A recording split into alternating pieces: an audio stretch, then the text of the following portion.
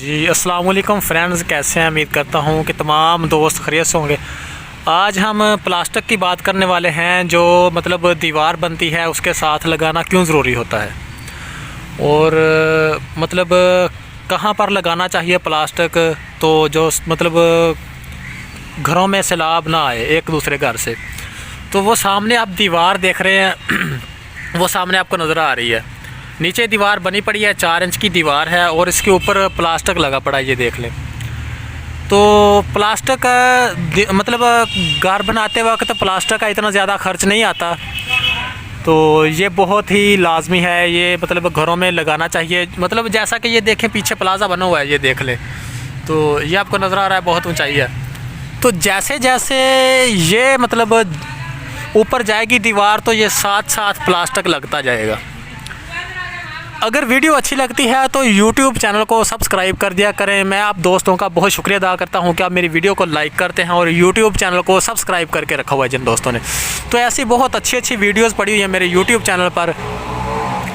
तो इसके बाद हम देख लेते हैं कि मतलब ये प्लास्टिक मतलब किस तरह लगा हुआ है, कैसे लगा हुआ है। मैं आपको नज़दीक जाके दिखाता हूँ। इसके अंदर ना किल होते हैं, किल लगाए जाते हैं।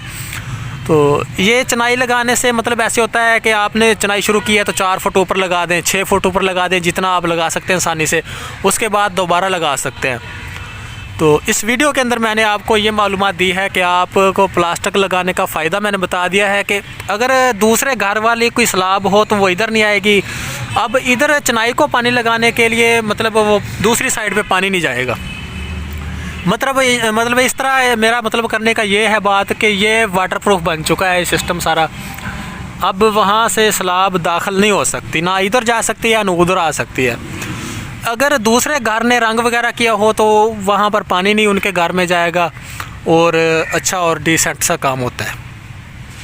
वीडियो अच्छी लगी हो तो YouTube चैनल को सब्सक्राइब करके मेरे मेंबर बन सकते हैं। इंशाल्लाह जो अगली वीडियो मैं दिखाने वाला हूं उसके अंदर हम बहुत बड़े बीम हैं, प्लाजे का काम है ये, तो बीम दिखाएंगे आपको कितनी हाइट पे हैं ये और मतलब इसकी क्या रेशो है और मतलब किस तरह ये बनाए जाते हैं और इनकी क्वालिटी क्या होनी चाहिए। अगर आप भी अपने घर की बिल्डिंग मजबूत बिल्डिंग बनाना चाहते हैं तो कंप्लीट मालूमात अगली वीडियो में दूंगा। उसके लिए YouTube चैनल को सब्सक्राइब करके रखना लाजमी होगा आपके लिए।